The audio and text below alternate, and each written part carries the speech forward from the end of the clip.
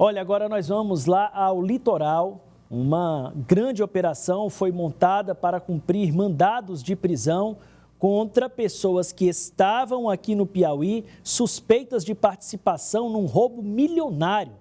Aconteceu em São Paulo. A empresa lesada nesta ação teve aí desviados das contas bancárias 14 milhões de reais. Essa investigação é da Polícia de São Paulo, com desdobramentos aqui no Piauí. E a gente vai ter os detalhes agora com Darival Júnior, direto do litoral. Boa tarde, Darival.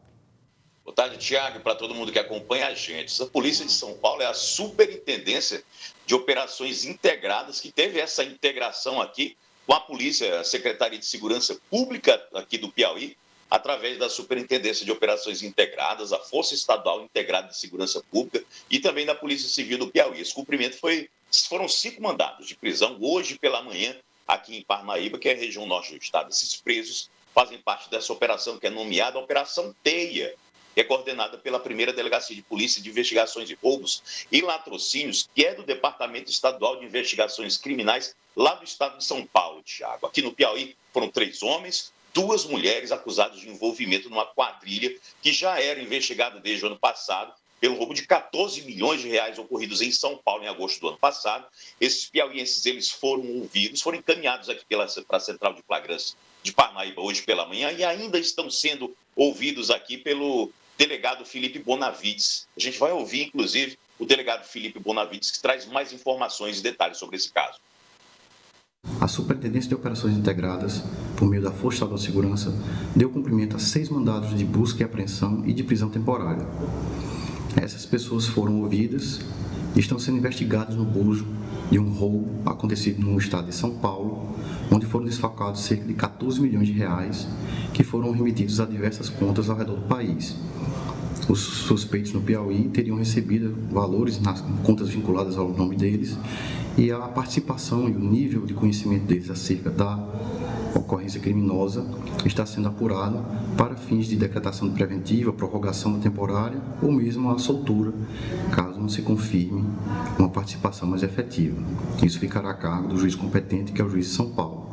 Todos os mandados que foram destinados ao Piauí foram cumpridos e a Polícia Civil segue à disposição para a apuração de outros envolvidos que também teriam participado da cadeia criminosa aqui no estado do Piauí.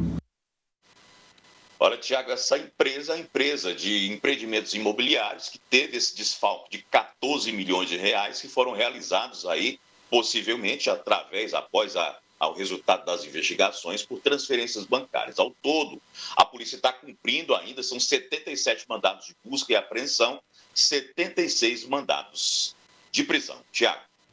Tá certo, né? São Paulo e outros estados do Brasil, imagina o tamanho dessa investigação, meu amigo. 76 mandados de prisão. É algo muito grande, né, para a Justiça decretar essas prisões, muitos levantamentos feitos para se chegar aí a todas essas pessoas. Pela manhã eu estava vendo a movimentação lá em São Paulo, aqui através do SBT, nós tínhamos perto de 40 prisões lá em São Paulo, mas havia também diligências acontecendo em outros estados brasileiros. Aguardar aí o final do dia para saber se conseguiu se cumprir todos esses mandados. Agora, Darival, aproveitando a sua presença aqui, ontem nós trouxemos um caso de repercussão ocorrido no litoral, que foi a morte de um estudante de fisioterapia. Né? Aí cogitou-se um possível choque, cogitou-se outras coisas que pudessem ter acontecido lá no evento em que ele participava. E você falava da necessidade de aguardar, que as autoridades ressaltavam essa necessidade de aguardar o laudo de exame cadavérico para apontar a causa da morte. Esse laudo já saiu? Esse rapaz sofreu realmente uma descarga elétrica?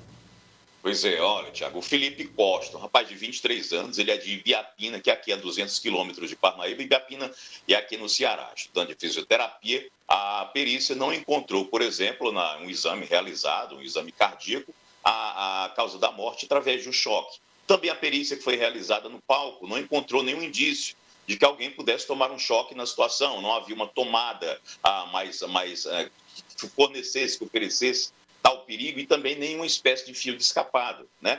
Mas e também ficou descartada a situação sobre também a possível queda, né? Porque havia uma informação de que ele poderia ter caído. Como a gente falou, a gente retratou ontem, Tiago, o palco tem apenas 60 centímetros de altura. E a perícia também não identificou nenhuma alteração na região do crânio, da cabeça, nenhum machucado que pudesse relevar, pudesse trazer aqui essa situação de que ele poderia ter morrido por conta da queda. Mas o laudo apontou asfixia por broncoaspiração, né? O Felipe Costa acabou sofrendo esse mal em cima do palco, chegou a cair do palco realmente, foi levado para o lado de fora, né, da festa, ficou na calçada, passando mal. Quando o SAMU chegou, levou ao hospital e pela asfixia por broncoaspiração, na verdade, foi encontrado líquido nos pulmões dele, acabou morrendo por essa causa. Fica aqui também essa lamentável situação, né? As atléticas universitárias manifestaram notas de pesar aqui pela perda do colega Felipe e também a Universidade Federal Delta do Parnaíba, que lançou também uma nota de pesar pela perda de uma pessoa tão relevante, um aluno que era bastante conhecido, Tiago, e muito querido por todos. Então, Darival, em outras palavras, causa natural, não há ninguém a ser responsabilizado pela morte. Isso mesmo. Tá certo, Darival. Muito obrigado pelas informações, pela atualização. Darival Júnior falando direto do litoral. Uma ótima tarde para você.